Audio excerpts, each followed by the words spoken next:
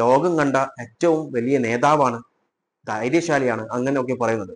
പക്ഷേ ആ ധൈര്യം ഈ ഇങ്ങനെയുള്ള കാര്യങ്ങളിൽ നിന്നും കാണുന്നില്ല. PM care fund CAG audit ചെയ്യണോ വേണ്ടയോ? യഥാർത്ഥത്തിൽ ചെയ്യണം. അതിന് ഒരുപാട് റീസൺസ് ഉണ്ട്.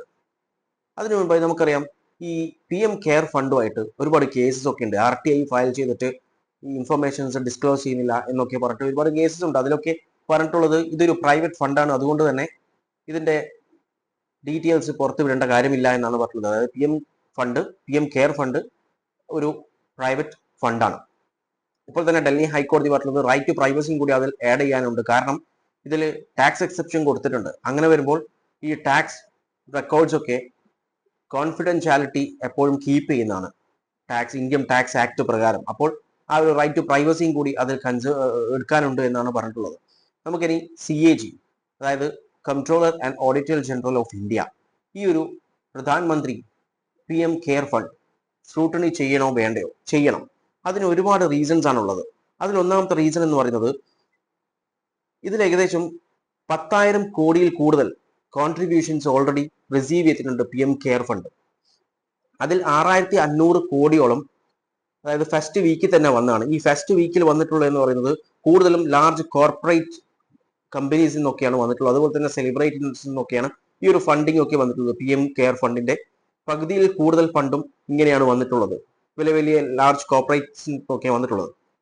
അത് മാത്രമല്ല, ഈ ഒരു ഫണ്ടിൽ എപ്പോഴും കാണിക്കുന്നുണ്ട്, PM കെയർ ഫണ്ടിൽ പ്രധാനമന്ത്രി പ്രൈം മിനിസ്റ്ററുടെ ഓഫീസിനെ റെഫർ ചെയ്യുന്നുണ്ട്. അതുപോലെ തന്നെ മോദിജിയുടെ പിക്ചർ റെപ്രസെന്റേഷൻ ചെയ്യുന്നുണ്ട്, ഫേസ് കാണിക്കുന്നുണ്ട്, ഇതൊക്കെ കാണിക്കുന്നുണ്ട്.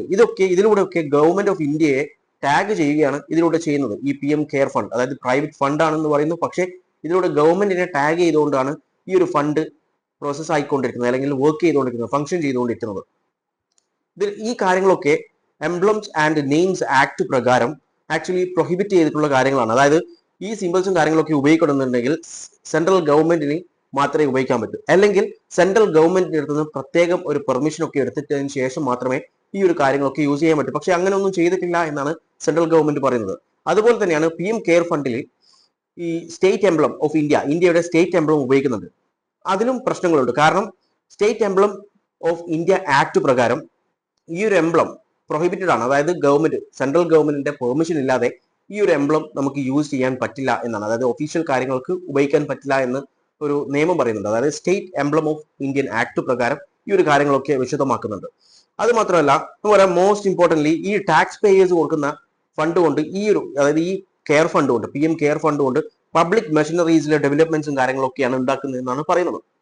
അപ്പോൾ ഈ ഒരു കാര്യം പബ്ലിക്സിന് വേണ്ടി ചെയ്യുന്നതാണ്. അങ്ങനെ വരുമ്പോൾ അത് പ്രത്യേകിച്ചും ഒരു സ്ക്രൂട്ടണി നിർബന്ധമാണ്. അത് അക്കൗണ്ടബിൾ ആവണം. ആ ഒരു അക്കൗണ്ടബിൾ ആവണം. പ്രത്യേകിച്ചും CAG പോലത്തെ ഒരു ഇൻഡിപെൻഡന്റ് ബോഡി ചെയ്യും, ജനങ്ങൾക്ക് അതിനോട് കുറച്ചുകൂടി വിശ്വാസ്യത വരും. അത് മാത്രമല്ല, ഈ കാര്യങ്ങളൊക്കെ മാറ്റിവെച്ചാലും നമുക്കറിയാം, ഈ PM കെയർ ഫണ്ടിൽ സാലറീസ്, അതായത് ഗവൺമെന്റ് എംപ്ലോയീസിന്റെ സാലറീസ് ഒരിക്കൽ കട്ട് ചെയ്തിട്ട് അയച്ചിട്ടുണ്ടായിരുന്നു. പ്രത്യേകിച്ചും COVID-19 സമയത്തായിരുന്നു ഈ ഒരു കാര്യം ചെയ്തിട്ടുള്ളത്.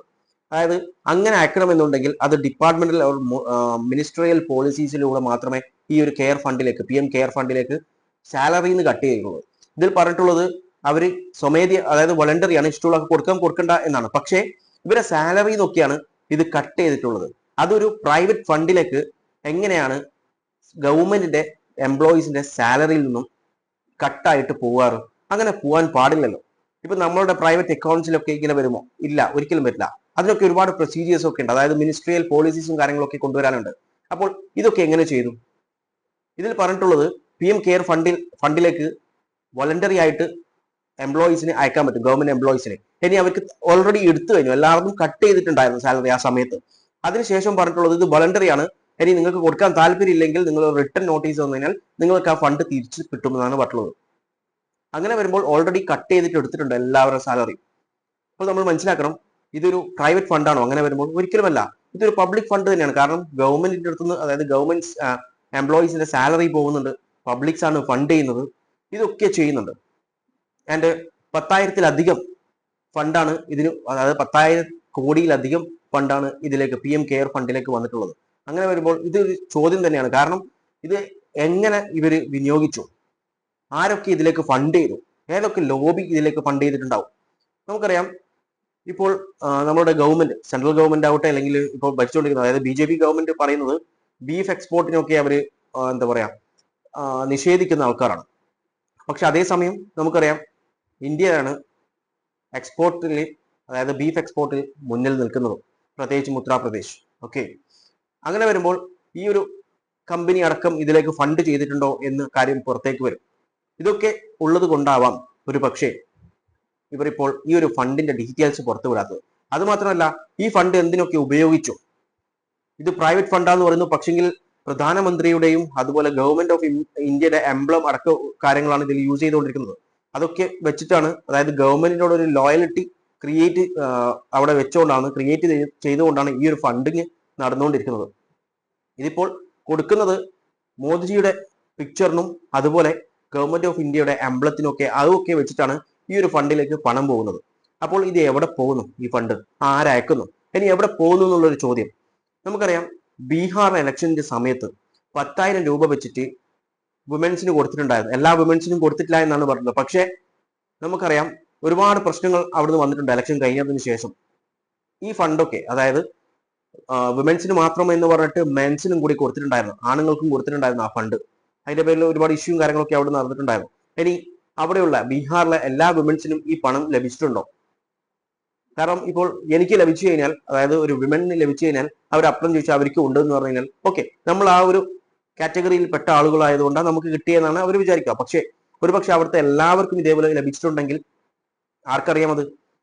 ആ ഫണ്ടൊക്കെ ഒരുപക്ഷെ ഈ ഒരു അക്കൗണ്ടിൽ നിന്നൊക്കെയാണ് പോയിട്ടുള്ളെങ്കിൽ, അതായത് PM കെയർ ഫണ്ടിൽ നിന്നൊക്കെ പോയിട്ടുള്ളെങ്കിൽ ഒരുപക്ഷെ അതുകൊണ്ടായിരിക്കാം ഇവർ ഈ ഫണ്ടിന്റെ ഡീറ്റെയിൽസ് ഒക്കെ, അതായത് എവിടെ പോയി എവിടെ നിന്ന് വന്നു എന്നൊക്കെയുള്ള കാര്യങ്ങൾ ഒരുപക്ഷെ ഇവർ ഡിസ്ക്ലോസ് ചെയ്യാത്ത, അല്ലെങ്കിൽ ഈ ഫണ്ടിന്റെ ഡീറ്റെയിൽസ് ഡിസ്ക്ലോസ് ചെയ്യാൻ ഇവർക്ക് എന്താണ് ഇത്ര മടി? നമ്മൾ ഒരു കാര്യം ഇവിടെ മനസ്സിലാക്കാനുണ്ട്.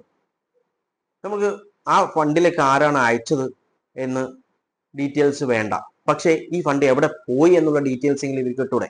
അത് പറയുന്നില്ല. അത് പലതരം ഡെവലപ്മെന്റൽ ആയിട്ടുള്ള കാര്യങ്ങൾക്കാണ് പോയിട്ടുള്ളെങ്കിൽ കൃത്യമായി കറക്റ്റായി ഈ ഒരു കാര്യം ഡിസ്ക്ലോസ് ചെയ്യുമായിരുന്നു നമ്മളുടെ ഗവൺമെന്റ്. പക്ഷേ അത് ഡിസ്ക്ലോസ് ചെയ്യുന്നില്ല. അപ്പോൾ അതിൽ തന്നെ ഒരു സംശയം വരുന്നുണ്ട്, എന്തുകൊണ്ട് അവർ ഇത് എവിടത്തേക്ക്, ഈ ഫണ്ട് എവിടത്തേക്ക് പോയി എന്ന് ഡിസ്ക്ലോസ് ചെയ്യാത്തതിൽ തന്നെ വലിയൊരു സംശയമാണ് അവിടെ വരുന്നത്. എല്ലാവരും പറയുന്ന കേൾക്കാം, നമ്മളുടെ പ്രധാനമന്ത്രി വളരെ ലോകം കണ്ട ഏറ്റവും വലിയ നേതാവാണ്, ധൈര്യശാലിയാണ്, അങ്ങനെയൊക്കെ പറയുന്നത്. പക്ഷെ ആ ധൈര്യം ഈ ഇങ്ങനെയുള്ള കാര്യങ്ങളിലൊന്നും കാണുന്നില്ല.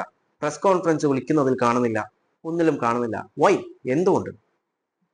ഇതിനെക്കുറിച്ച് നിങ്ങളുടെ അഭിപ്രായങ്ങൾ കോമെന്റ് ബോക്സിൽ രേഖപ്പെടുത്തുക. വീഡിയോ ഇഷ്ടപ്പെട്ടിട്ടുണ്ടെങ്കിൽ ലൈക്ക് ചെയ്യാനും മറ്റുള്ളവർക്ക് ഷെയർ ചെയ്യാനും മറക്കല്ലേ.